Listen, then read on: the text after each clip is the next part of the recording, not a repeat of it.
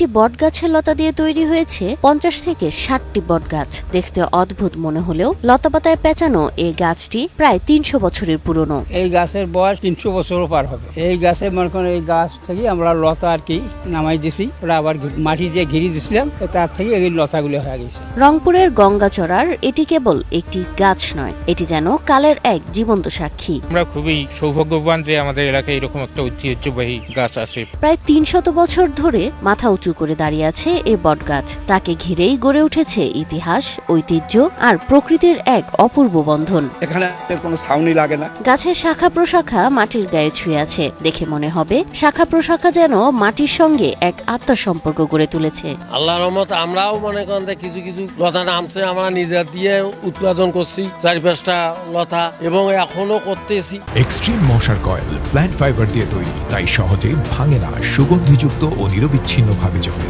Dengue, chikungunya বাহি সহ যে কোনো মশার বিরুদ্ধে দেয় এক্সট্রিম সুরক্ষা। 300 বছরের পুরনো এই গাছ দেখে বুঝে নেওয়া যায় প্রকৃতি কখনো নিঃস্ব হয় না, সে আপন করে রাখে, আগলে রাখে।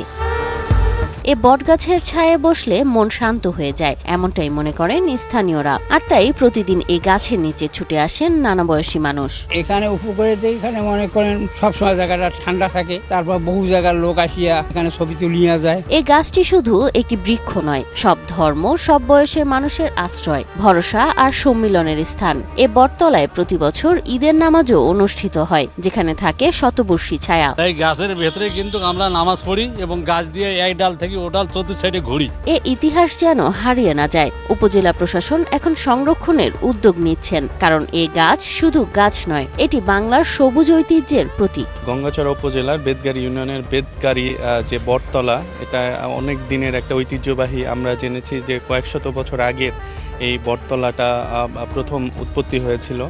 এখানে যেন পর্যটন একটা স্পট তৈরি হয়, এটা দূর দূরান্ত থেকে মানুষ আসে, তাদের বসা সহ তাদের বিনোদনের জন্য একটা কেন্দ্র তৈরি করা এবং আমাদের যে বটগাছের যে ঐতিহ্য সেটাকে রক্ষার জন্য উপজেলা প্রশাসন এর পক্ষ থেকে আমরা ব্যবস্থা গ্রহণ করছি। এ বিষয়ে খুব শীঘ্রই কাজ শুরু হবে।